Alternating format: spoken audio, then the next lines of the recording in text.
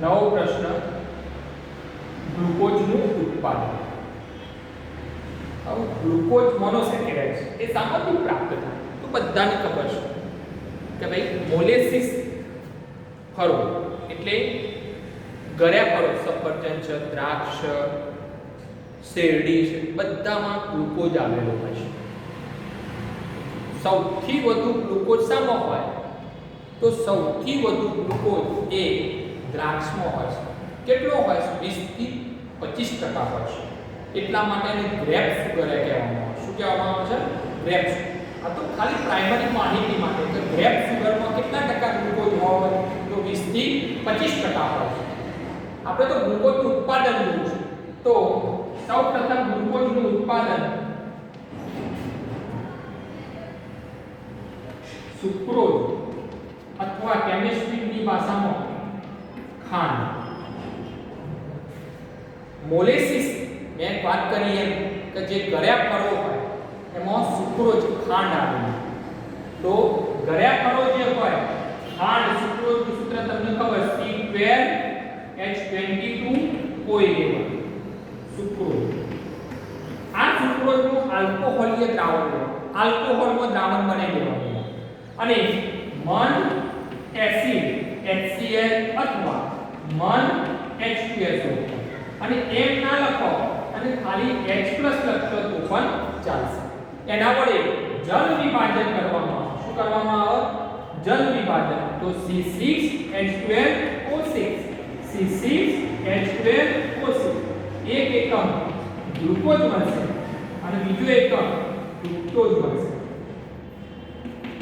આવું જલ વિભાજન કરીએ એટલે કયો અણુ ઉમેરાશે? હવે પાણીનો અણુ ઉમેરાશે એટલે વત્તા શું કરી દઈશું? H2. એટલે આપણું સમીકરણ બેલેન્સ થઈ જશે. તો મોલેસિસમાં રહેલ ખાંડ જે હોય એ ખાંડનું આલ્કોહોલીય દ્રાવણ બનાવી અને એનું શું કરવામાં? મન એસિડ અથવા એટલે મન HCl અથવા મન H2SO ની હાજરીમાં જલ વિભાજન કરવામાં આવે તો એક એકમ ગ્લુકોઝ અને એક એકમ ફ્રુક્ટોઝ મળશે. હવે આ ગ્લુકોઝ અને ફ્રુક્ટોઝ કેવા મળે? ભેગા મળે. તો આપણે એને જુદા તો પાડવા પડશે. તો આ આલ્કોહોલીય દ્રાવણ હોય એમાં વધુ પ્રમાણમાં આલ્કોહોલ ઉમેરશો તો શું થશે? પેલો ફ્રુક્ટોઝ છે એ આલ્કોહોલમાં દ્રાવ્ય થઈ જશે અને ગ્લુકોઝ છે એ આલ્કોહોલમાં અદ્રાવ્ય રહેશે. જેથી શું થશે? ગારણ પ્રક્રિયાથી આપણે જે ફ્રુક્ટોઝ છે એ ગારણમાં જતો રહેશે, જ્યારે અદ્રાવ્ય સ્વરૂપ રહેલો ગ્લુકોઝ છે એ ગળણીની ઉપર રહેશે. આ રીતે ગ્લુકોઝ અને ફ્રુક્ટોઝને અલગ પાડી શકાય. તો લખાણ કઈ રીતે લખવાનું? સમીકરણ બદલી દેવાનું કે ભાઈ કઈ રીતે? સુક્રોઝના આલ્કોહોલીય દ્રાવણનું મન HCl અથવા મન H2SO ની હાજરીમાં જલ વિભાજન કરવામાં આવે તો ગ્લુકોઝ અને ફ્રુક્ટોઝ મળે છે. આ આલ્કોહોલીય દ્રાવણમાં વધુ પ્રમાણમાં આલ્કોહોલ ઉમેરવામાં આવે તો ગ્લુકોઝ અદ્રાવ્ય રહે છે, જ્યારે ફ્રુક્ટોઝ દ્રાવ્ય થઈ જાય છે અને ગારણ પ્રક્રિયાથી એને શું અલગ પાડી શકાય. આ પહેલું ઉત્પાદન. બીજું ઉત્પાદન સ્ટાર્ચમાંથી પોલિસેકેરાઇડ જેનું નામ આજે સ્ટાર્ચ પોલિસેકેરાઇડનું સૂત્ર તમને ખબર છે. આવી ગયો ને શું આવ્યું? C6H10O5 N times. આજે પોલિસેકેરાઇડ એને મન H2SO4 મન HCl એસિડની હાજરીમાં 393 કેલ્વિન તાપમાને 2 થી 3 bar દબાણે જલ વિભાજન કરવામાં આવે. જલ વિભાજનમાં શું થાય? પાણીના અસંખ્ય અણુઓ ઉમેરાશે. તો તમે બેલેન્સ કરો તો શું બનશે? C6H12O6 ગ્લુકોઝના અસંખ્ય એકમો મળશે. અંદર H2 ઉમેરજો તો 10N આ 2 એટલે 12N થઈ ગયા. એટલે 12N આ 5N અને 6N તો ગ્લુકોઝના અસંખ્ય એકમો મળશે. હવે આ દ્રાવણમાં આપણે ગ્લુકોઝ મળી ગયો એટલે અંદર H2SO પર વધારાનો પડી રહ્યો એનો દૂર કરવો હોય તો દ્રાવણમાં ચૂનો નાખવાનો. કેલ્શિયમ કાર્બોનેટ CaCO3 એ CO3 શું કરે? પેલો વધારાનો જે H2SO4 હશે એનું અવક્ષેપણ કરી નાખશે. શાનાથી? કેલ્શિયમ સલ્ફેટ બનશે. શું બનશે? એ અદ્રાવ્ય હશે. ગાળણ પ્રક્રિયાથી કેલ્શિયમ સલ્ફેટ દૂર કરી દેવાનું.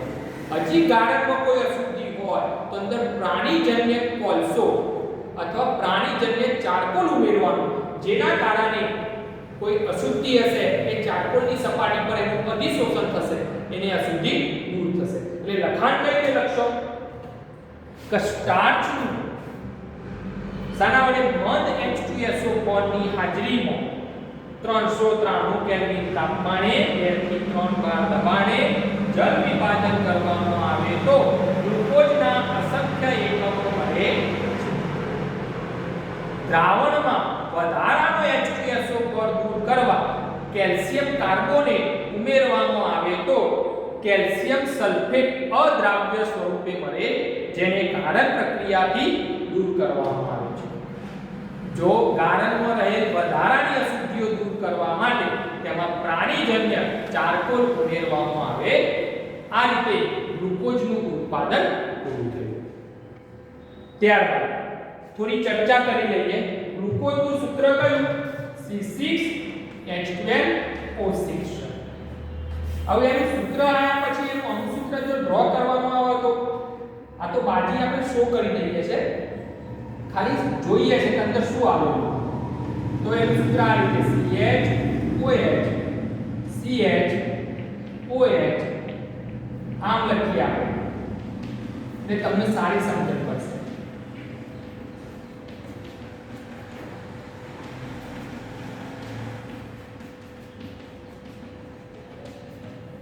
एक बे त्रण चार पांच छ कार्बन आवेला છે. 1 2 3 4 5 OH આવેલા હોય છે. કાર્બનની રેખીય શૃંખલા આવેલી હોય છે. CHO સમૂહ આવેલો હોય. CHO માં પાછો કયો સમૂહ કહેવાય? કાર્બોનિલ સમૂહ કહેવાય. કયો કહેવાય? કાર્બોનિલ સમૂહ. આ ગ્લુકોઝનું રેખીય બંધારણ કહેવાય. તો આપણે ગ્લુકોઝના રેખીય બંધારણની સાબિતી આપીશું કે ભાઈ ગ્લુકોઝનું બંધારણ રેખીય આવું જ હોય. તો એના માટે નવો પ્રશ્નનું ટાઇટલ લખજો, ગ્લુકોઝનું રેખીય બંધારણ.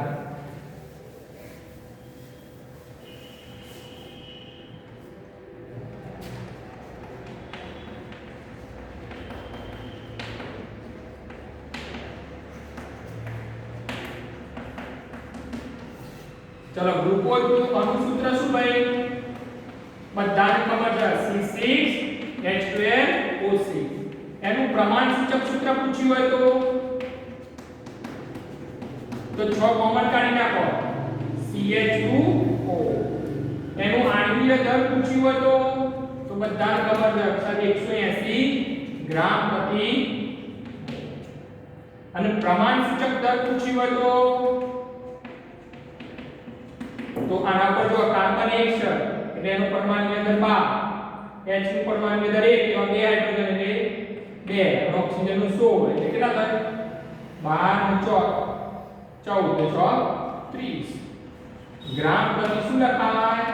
સૂત્ર દર લખાય. શું લખાય? તો આ એની પ્રાઇમરી માહિતી. આપણે બાજુમાં જોતા જઈએ, ખબર પડે કે ગ્લુકોઝમાં 6 કાર્બનની કેવી શૃંખલા છે? તો રેખીય શૃંખલા. તો પહેલી સાબિતી કઈ સાબિતી? 1 નંબર.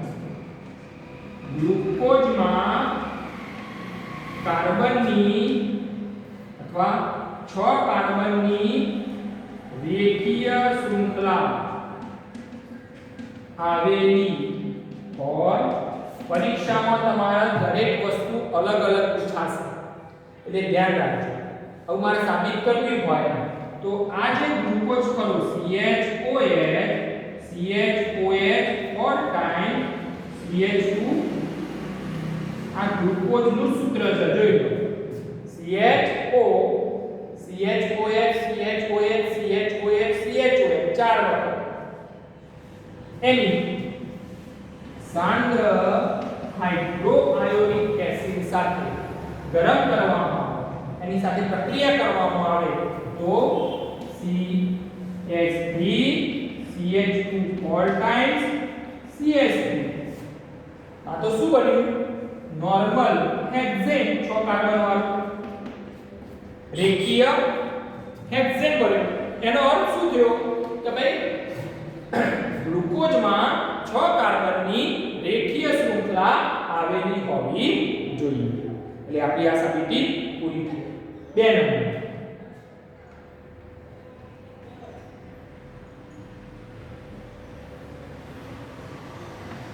ગ્લુકોઝમાં COO સમૂહ કયો સમૂહ કહેવાય કાર્બોનિલ સમૂહ ની હાજરી મોસ્ટ ટાઈમ એક કાર્બોનિલ સમૂહ છે તો આપણે આગળ કાર્બનિકો બની ગયા છે જેમાં કાર્બોનિલ સમૂહ આવેલો હોય COO સમૂહ આવેલો હોય એવા સંયોજનો કેન્દ્રાનુરાગી યોગશીલ પ્રક્રિયાઓ આપો હવે કેન્દ્રાનુરાગી યોગશીલ એટલે આપણે આગળ ભણ્યા હતા કેન્દ્રાનુરાગી યોગશીલ પ્રક્રિયાઓ HCl સાથે NH2OH સાથે બરોબર આ બધી કેન્દ્રાનુરાગી યોગશીલ પ્રક્રિયાઓ કહેવાય તો આપણે એમાંથી બે જોઈએ 1 નંબર NH2OH શું નામ હાઇડ્રોક્સિલ એમાઇન સાથે NH2OH સાથે આપણે પ્રક્રિયા કરીએ ચલો CH નું સૂત્ર આ રીતે તમે લખી શકીએ H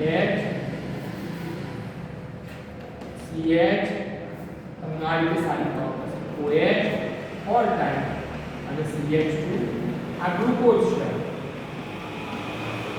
અને એની NH2OH સાથે પ્રક્રિયા કરીએ એટલે યોગશીલ પ્રક્રિયા કેન્દ્રાનુરાગી યોગશીલ પ્રક્રિયા હંમેશા કાર્બોનિલ સમૂહ પર થાય કયા સમૂહ પર એમાંથી પાણીનો અણુ દૂર થઈ જાય તો શું વધ્યું CHO અહીંયાથી O ગયો અને અહીંયાથી H2 ગયો શું વધે છે NHO બરોબર ચેક કરી લે H2O H2 અને અહીંયાથી O વધ્યું શું CH NHO આમ તો ડબલ બોન્ડ આવા ચલો સૂત્ર શું થવાનું CHOH ઓર ટાઈમ્સ CH2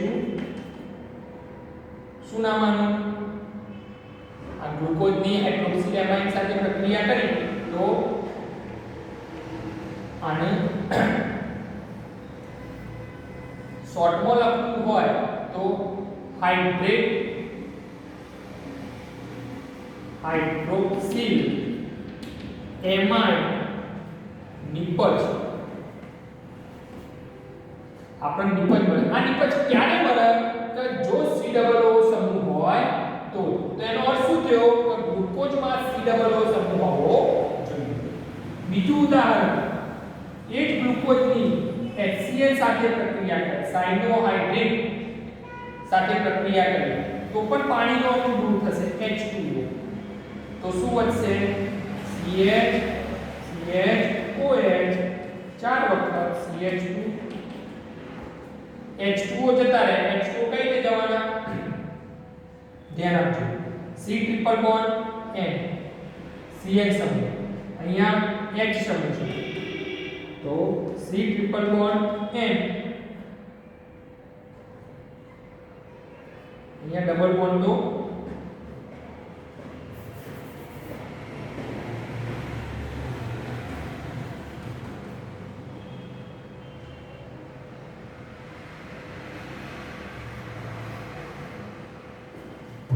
એટલે હાઇડ્રેઝોન નિપજ કહેવાય શું કહેવાય અથવા સાયનોહાઇડ્રેટ નિપજ કહેવાય બરોબર એટલે ગ્લુકોઝની NH2